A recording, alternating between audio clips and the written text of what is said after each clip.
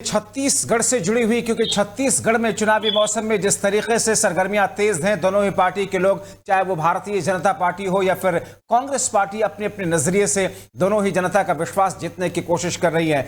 ऐसे में भारतीय जनता पार्टी की तरफ से कांग्रेस पार्टी के ऊपर, सत्ता पक्ष के ऊपर जमकर के प्रहार किया गया।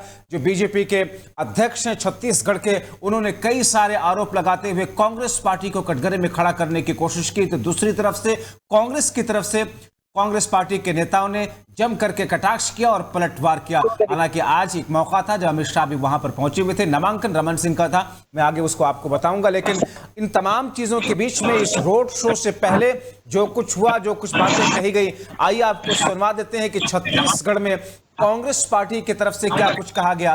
भारतीय जनता पार्टी के प्रदेश अध्यक्ष ने किस तौर पर आरोप लगाए बघेल की सरकार के ऊपर और किस तौर पर जनता में अपना विश्वास जताने की कोशिश की। ये पता चलते घर से कि पूरा छत्तीसगढ़ में कांग्रेस के सरकार के खिलाफ जनता में आक्रोश है। काबर के 4.25 साल में केवल छत्तीसगढ़ ला दिल्ली दरबार में पहुंचाए के काम करे। तो संगवारी हो, कांग्रेस पार्टी के जाय के बेरा हो गए। भूपेश बघेल और पूरा टीम अपन बोरिया बिस्तर बांधे के तैयारी करत है।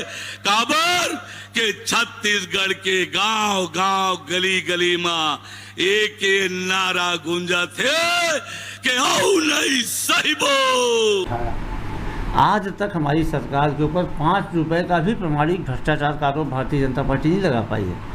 ईडी पटकथा लिखती है, अमित शाह जैसे नेता रट्टू तोते जैसे। तो आपने कांग्रेस और भारतीय जनता पार्टी की तरफ से आपसी रार देखा। छत्तीसगढ़ में चुनावी माहौल है, लेकिन आज का दिन छत्तीसगढ़ के लिए काफी अहम था, क्योंकि अमित शाह वहां पर पहुंचे। डॉक्टर रमन सिंह, छत्तीसगढ़ के पूर्व मुख्यमंत्री का वहां पर और उनके साथ में 4 और लोगों का नामांकन होना था। रोड शो हुआ। अमित शाह ने क्या कुछ कहा इस मौके पर, डॉक्टर रमन सिंह ने क्या कुछ कहा इस मौके पर, क्योंकि अमित शाह ने चुनाव की धार को तेज करते हुए कहा कि भुवनेश्वर सिंह, जिसकी हत्या मॉब लिंचिंग में बघेल सरकार ने कराई, हमने उसके पिता को टिकट दिया, चुनावी मैदान में उतारा। आप सब लोग भुवनेश्वर सिंह के इंसाफ के लिए वोट कीजिए बीजेपी को। आइए आपको सुनवाते हैं क्या कुछ कहा डॉक्टर रमन सिंह ने और अमित शाह ने। राजनांदगांव में भूपेश बघेल के आते ही क्या स्थिति बदली। सड़क, पुलिया, पुल, स्कूल, अस्पताल, सारे निर्माण कार्य रुक गए। एक आंकड़ा मैं देख रहा था, राजनांदगांव नगर निगम में अधोसंरचना मद में 18 से 23 कांग्रेस के शासनकाल में 39 करोड़ मिले और भारतीय जनता पार्टी के कार्यकाल में 13 से 18 200 करोड़ रुपया मिले थे। ये तुलना आप कर सकते हैं क्या स्थिति कांग्रेस ने किया। और मैं पूछने आया हूं, भैया भूपेश जी, 5 साल में आपने क्या किया, इसका जरा हिसाब किताब दीजिए। मुझे मालूम है हिसाब देने का आपका स्वभाव नहीं है, आप विकास का हिसाब किताब नहीं करते हो। बेचारे ताम्रध्वज साहू और राजा साहब से हिसाब किताब करने में पड़े हो, आप विकास का हिसाब नहीं कर सकते हो। मित्रों, आने वाला चुनाव एक सरकार बनाने का चुनाव नहीं, आने वाला चुनाव विधायक चुनने का चुनाव नहीं है। आने वाला चुनाव मोदी जी के नेतृत्व में स्वर्णिम भविष्य वाले छत्तीसगढ़ बनाने का चुनाव। और रुख इस वक्त श्री प्रकाश की तरफ करते हैं। हमारे साथ में इस वक्त जुड़े हुए श्री प्रकाश, आज छत्तीसगढ़ में काफी हलचल देखने को मिली, चाहे वो छत्तीसगढ़ के बीजेपी के प्रदेश अध्यक्ष हों या फिर अमित शाह हो या फिर डॉक्टर रमन सिंह। नामांकन आज हुआ 4 लोगों का। ऐसे में अमित शाह जिस तरीके से पहुंचे, जिस तरीके से बरसे और जिस तरीके से आज उन्होंने चुनाव को भावनात्मक मुद्दा दिया, रंग दिया, क्योंकि वो कहते हैं कि भुवनेश्वर सिंह की हत्या मॉब लिंचिंग के जरिए कराई गई, भूपेश बघेल सरकार के जरिए। इस चुनाव को क्या अलग धार दी गई आज अमित शाह के जरिए?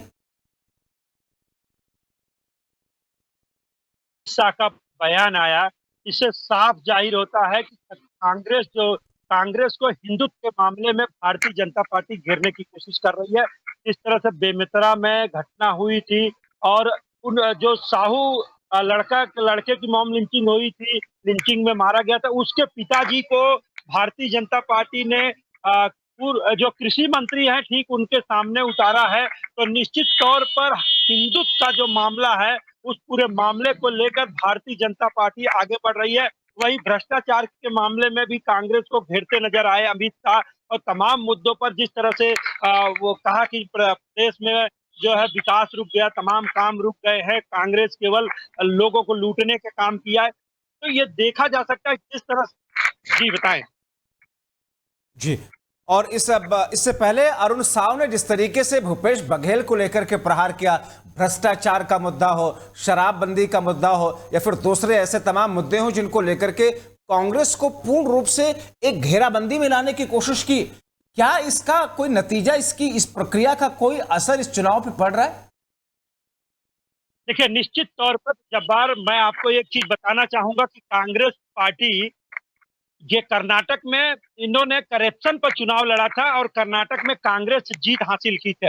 निश्चित तौर पर भारतीय जनता पार्टी भी छत्तीसगढ़ में करप्शन के मुद्दे को लेकर मैदान में उतरी हुई है और करप्शन को लेकर भूपेश बघेल को घेरना चाह रही है। तो निश्चित तौर पर जिस तरह से छत्तीसगढ़ में भ्रष्टाचार हुए हैं, भ्रष्टाचार के मुद्दे को लेकर चाहे ईडी हो, आईटी हो, ये तमाम जो रेड पड़े हैं उन रेड को लेकर, तमाम मुद्दे को लेकर जनता के बीच जा रही है।